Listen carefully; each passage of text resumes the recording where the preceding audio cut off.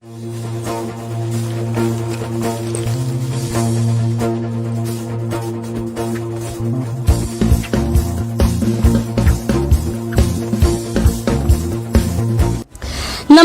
मैं हूं भाविका और आप देख रहे हैं A1 टोहाना। मेरे साथ साथ दो अन्य चैनल्स भी जुड़े हुए हैं जिनका नाम है TBN और माई सिटी। और हम लोग आ चुके हैं एक बच्चे के घर में जिसने अभी प्री नेशनल क्लियर किया है और नेशनल में कदम रखा है, नेशनल के लिए मेहनत कर रहा है। जी हाँ, हम बात कर रहे हैं उसकी शूटिंग की। शूटिंग आजकल कोई इतना नहीं जानता है, लेकिन इस बच्चे ने प्री नेशनल लेवल क्लियर करके नेशनल में कदम रखा है और आज हम उनसे बातचीत करने जा रहे हैं। उसके घर में आ चुके हैं। मेरे साथ साथ दो अन्य टीमें भी जुड़ी हुई हैं और ये चलते हैं, हम आपको दिखाते हैं उस बातचीत के दौरान कैसे इस बच्चे ने इतनी जल्दी इतनी सी उम्र में सफलता हासिल की। भाविका जी, आप और हम और पूरी हमारी टीम TBN और माई सिटी A1 टोहाना की टीम जो है मॉडल टाउन में सतीश भटनागर जी, जो कि अपना एक जाना पहचाना नाम है, उनके सुपुत्र आदित्य भटनागर जी जो कि एडवोकेट हैं। अगर बात करें मैडम की, मैडम दुर्गा कॉलेज में प्राचार्य हैं, क्योंकि शिक्षक हैं तो उन्होंने बहुत अच्छी शिक्षा दी। उनके सुपुत्र हैं अंशुमन भटनागर। अंशुमन भटनागर से आज आप बात कर रही हैं। अब आपने ये सब कुछ देखा, किस तरह से क्या देखा, जरा जानना चाहेंगे, श्रोता भी जानना चाहेंगे। अंशुमन से आप पूछेंगे कि ये प्रतिभा की बात करेंगे तो प्रतिभा कैसे निकली, उसके बारे में बात करेंगे। हेलो अंशुमन। हेलो। कैसा रहा आपका अब तक का सफ़र? आप शूटिंग में इतना आगे आ चुके हैं, आपने प्री नेशनल क्लियर कर लिया है और नेशनल में कदम रख लिया है, तो कैसा महसूस कर रहे हैं अब आप? मेरे को बहुत अच्छी खुशी हो रही है। मैं दिल से खुश हूँ कि जो मेरे घर वाले हैं उन सब ने मेरे को पूरा सपोर्ट किया है। मेरे जो परदादी जी थे, श्रीमती शकुंतला देवी जी, वो पहले से उनको काफ़ी शौक़ था।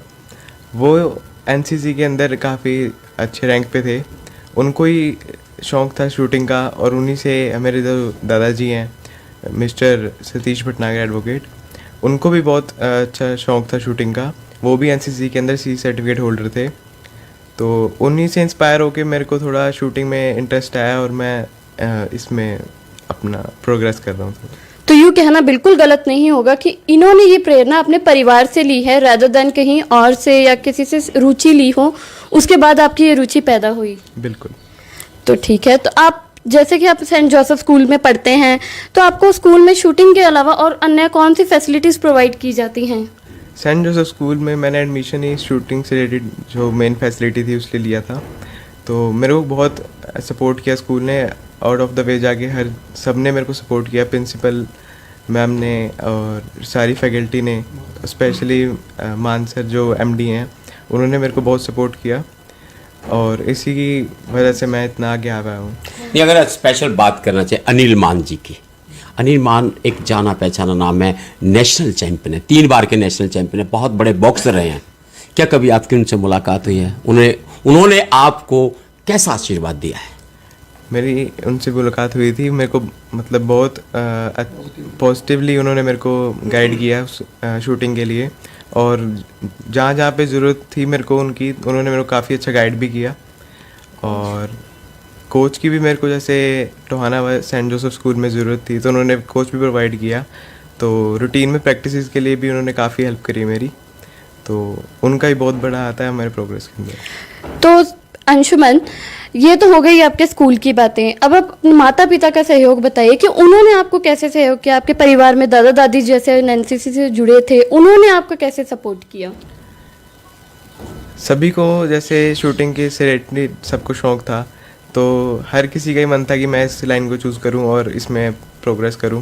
तो मेरे फादर जो कि आदित्य भटनागर एडवोकेट और मदर डॉक्टर गौरी भटनागर, दोनों ने ही हर कदम पे मेरा साथ दिया, हर चीज़ में मेरे को सपोर्ट किया है।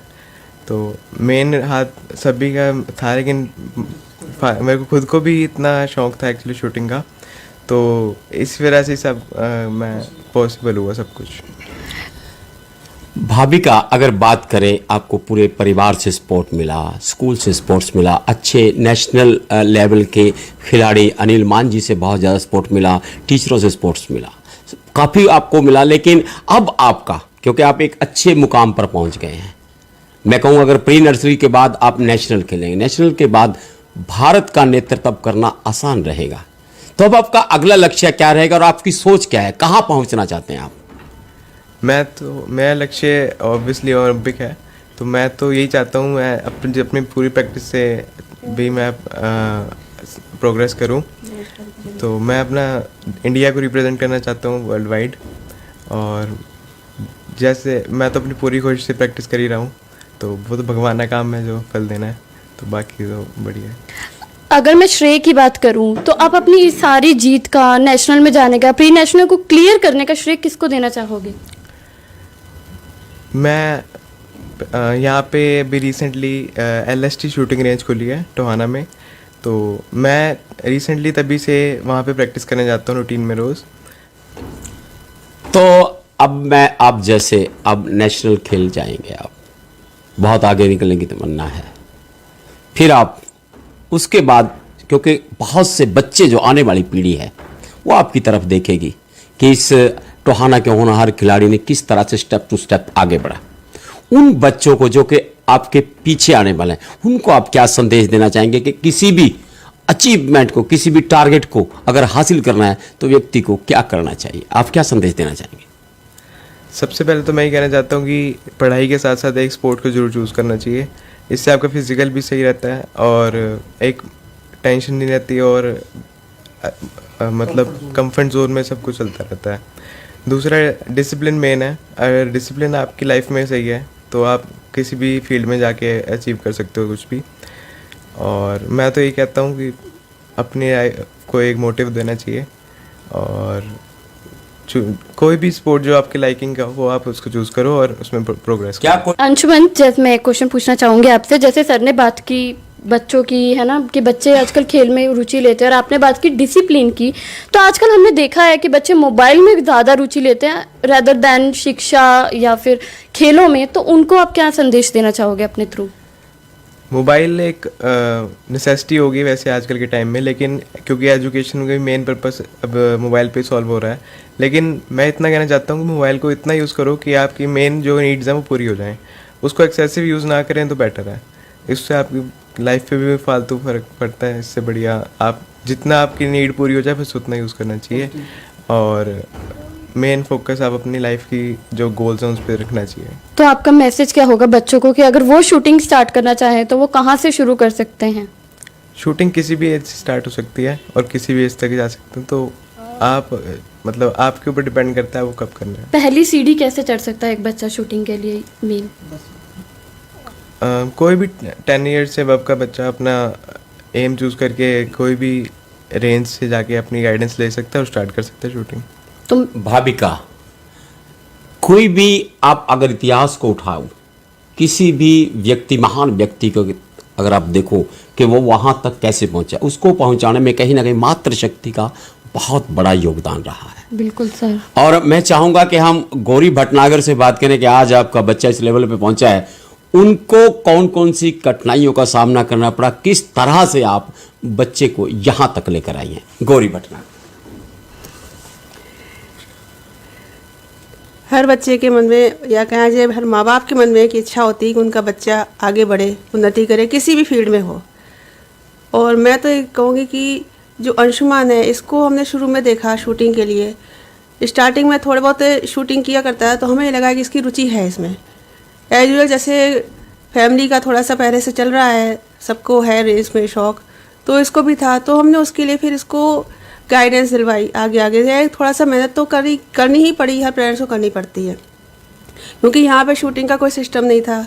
तो इसके लिए स्कूल में थोड़ा बहुत जो हमें बाद में मिला, उससे पहले जब ये 8th क्लास से शुरू की थी शूटिंग, तो इसको फिर हम बाहर ले जाया करते थे शूटिंग के लिए, फतेहाबाद और हिसार की रेंज हम लोगों ने ज्वाइन करवाई थी।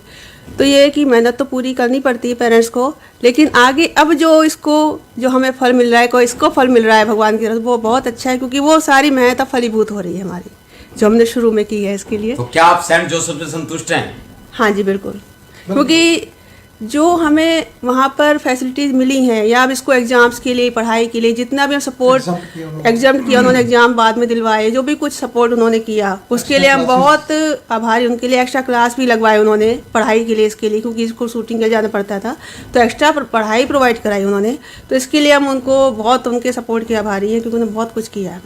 तो इसके लिए आप अनिल मान जी को विशेष बधाई भी देना चाहेंगे? हाँ जी बिल्कुल बिल्कुल।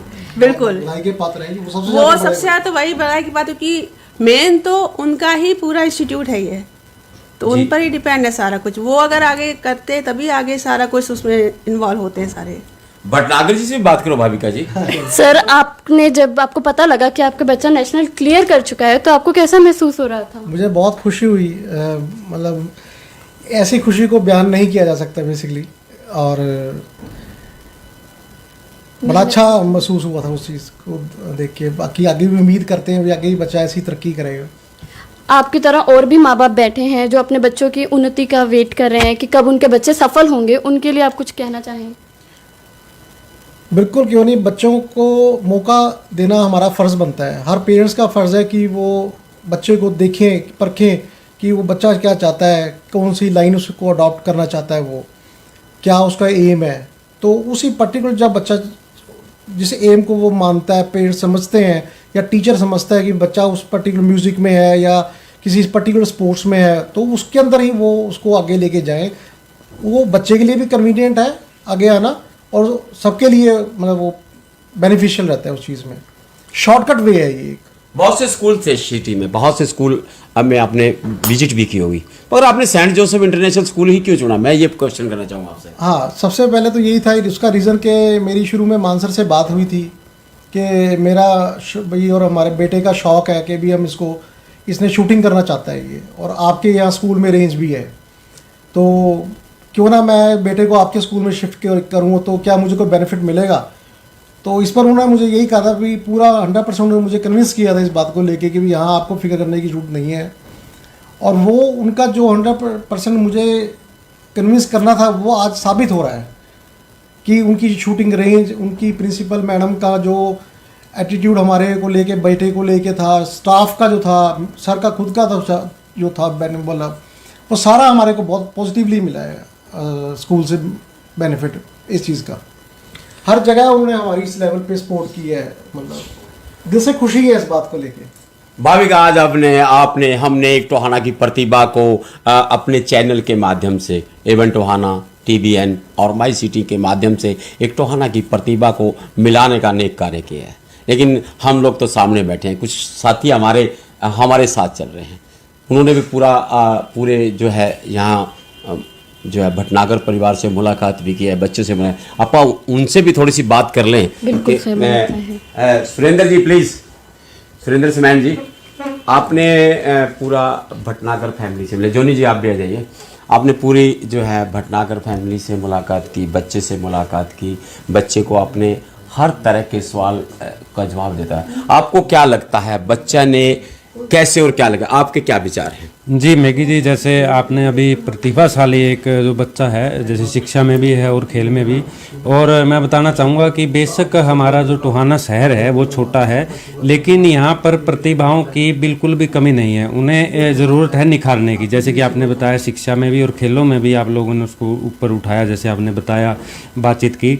तो मैं यही कहना चाहूँगा कि जैसे हमारा शहर बेशक छोटा है, लेकिन यहाँ पर प्रतिभा जो है उसकी कमी नहीं है, उसको निखारने की ज़रूरत है। और हम भी जो है रिक्वेस्ट करेंगे, जो ऐसे प्रतिभाशाली बच्चे हैं वो हमसे संपर्क करें और हम उनको जो है दिखाने का काम करेंगे किस प्रकार वो अपनी प्रतिभा का शानदार प्रदर्शन कर रहे हैं। प्लेटफार्म देने की ज़रूरत होती है कि प्लेटफार्म मिलना चाहिए। अगर कहीं भी प्रतिभा है उसको अगर प्लेटफार्म मिल जाए तो वो आगे निकल जाती है। जोनी जी, एवन टोहाना, TBN, माई सिटी एक प्लेटफार्म का जरिया बनते जा रहे हैं। आज हमने अपनी एक प्रतिभा को, आपका क्या कहना है? प्रतिभा किसी भी व्यक्ति के अंदर हो सकती है, प्रतिभा को पहचानने की कमी होती है। आज अगर बात करें तो एक माता पिता जो अपने बच्चों को एक अच्छा मित्र बनकर उनकी हर समस्या को सुनकर उनका समय पर जो है हल करे और उनकी प्रतिभा को पहचान कर वही प्लेटफॉर्म देने में, क्योंकि माता पिता का सबसे बड़ा योगदान होता है। तो मैं अंशुमन को बधाई देना चाहूँगा कि उन्होंने जो है शूटिंग में जो है उन्होंने प्री नेशनल क्लियर किया। मैं परमात्मा से दुआ करता हूँ कि नेशनल भी खेलें, ओलंपिक भी खेलें और हमारे टोहाना का ही नहीं, क्षेत्र का ही नहीं, प्रदेश का, जो देश का नाम और अपने माता पिता का नाम रोशन करें। और ऐसे अनेक बच्चे हैं, और मैं तो सभी माता पिता से और स्कूल के जो समिति होती है, स्कूल स्टाफ होता है कि एक बच्चे को उसकी प्रतिभा को निखार कर उसे जो है आगे बढ़ने का मौका जरूर दे, एक अच्छा मंच दे, आगे बढ़ने का मौका दे। माई सिटी भी इस वक्त अगर बात करें टोहाना की एक पहचान बनता जा रहा है। आप माइन सिटी के संपादक हैं पवन जी, आप बताइए आज आपने जो देखा इसमें मैं जानना चाहूँगा कितना योगदान परिवार का, कितना स्कूल का था और कितना आमजन का, क्या कहना है आपका? Thank you sir. सर जो शूटिंग गेम है बड़े ही रेयर गेम है ये, यानी कि हाई फाई, इसमें खर्च भी बहुत होता है, लेकिन टोहाना जैसे छोटे शहर से शूटिंग गेम के अंदर अगर कोई भी बच्चा निकलता है, ऊपर तक जाता है, हर टोहाना के लिए गौरव की बात है। और हम ये जैसे कि हमारे स्कूल है सेंट जोसेफ से, ये जैसे कि बच्चा निकला है, प्रतिभाओं को निखारने का मौका देता है स्कूल, तो उसके लिए भी पूरा टोहाना, परिवार तो है ही है, पूरा टोहाना इस स्कूल का आभारी है। बस इतना ही कहना चाहूँगा कि इस तरह से जैसे कि अंशुमन ने इस मुकाम को हासिल करने के लिए जो सीढ़ी शुरू की है वो उस मुकाम तक पहुँचे। तो अगर मैं बात करूं, हाँ अंशुमन जी एक बार फिर आप हमारे बीच में आ जाइए, क्योंकि अभी हम क्योंकि दर्शक जो है बार बार आपको देखना चाहेंगे और भी कुछ मन में चल रहा है। एट लास्ट मैं बस यही कहना चाहता हूँ कि ये मेरी अभी शुरुआत है, अभी तो बहुत कुछ अचीव करना है, तो उस सब के लिए मुझे आपकी ब्लेसिंग्स और विशेष की ज़रूरत है। तो बस अपनी ब्लेसिंग, अपना आशीर्वाद मैं सभी साथियों से कहूँगा एक बार मेरे साथ आइए। इसी के साथ मैं आपको आपसे विदाई भी लेना चाहूँगा। टोहाना से भाविका, सुरेंद्र समेंट, पवन के साथ प्रेम सिंह, मैगी की रिपोर्ट।